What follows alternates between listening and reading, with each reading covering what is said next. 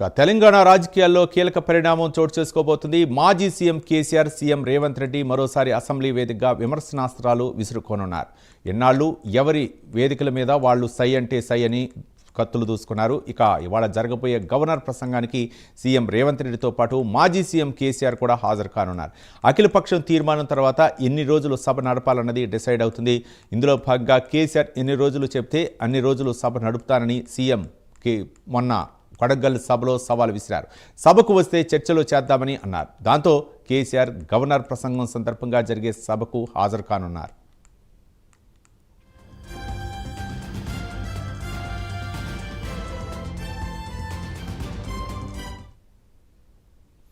అఖిలపక్ష భేటీ తర్వాత జరగబోయే అసెంబ్లీ సమావేశాలకు మాజీ సీఎం కేసీఆర్ వస్తారా రారా అనే సందిగ్ధత నెలకొంది. ఇప్పటిదాకా ఒక లెక్క, ఇప్పటి నుంచి మరో లెక్క అని కేసీఆర్ ఇప్పటికే ప్రకటించారు. అది బయట బహిరంగ సభల్లో ప్రజల్లోనేనా లేక అసెంబ్లీలోనూ తన వాణి వినిపిస్తారనేది ఆసక్తికరంగా మారింది. ఇప్పటికే పాలమూరు రంగారెడ్డి ఎత్తిపోతల పథకంపై పోరుబాట బహిరంగ సభల షెడ్యూల్ను అసెంబ్లీ సమావేశాల తర్వాతే ఖరారు చేయాలని కేసీఆర్ నిర్ణయించారు. ఈ పథకానికి నీటి కేటాయింపుల్లో జరుగుతున్న అన్యాయం, కేంద్ర రాష్ట్ర ప్రభుత్వాల వైఖరిని అండగట్టేందుకు ఉమ్మడి మహబూబ్ నగర్, నల్లగొండ, రంగారెడ్డి జిల్లాల పరిధిలో బహిరంగ సభలు నిర్వహించనున్నారు.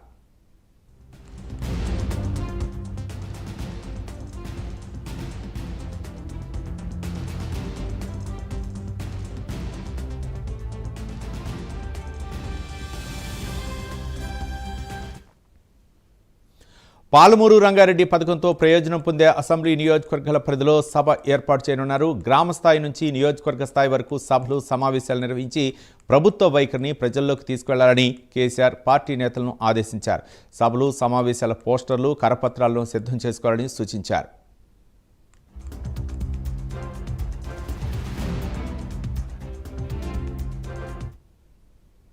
ఇక అసెంబ్లీ సమావేశాలు ఎన్ని రోజులు నిర్వహిస్తారు, ఏ అంశాలను చర్చిస్తారనే ఎజెండా తర్వాత మిగతా రోజుల్లో సభకు కేసీఆర్ హాజరవుతారా లేదా అనే అంశంపై స్పష్టత రానుంది.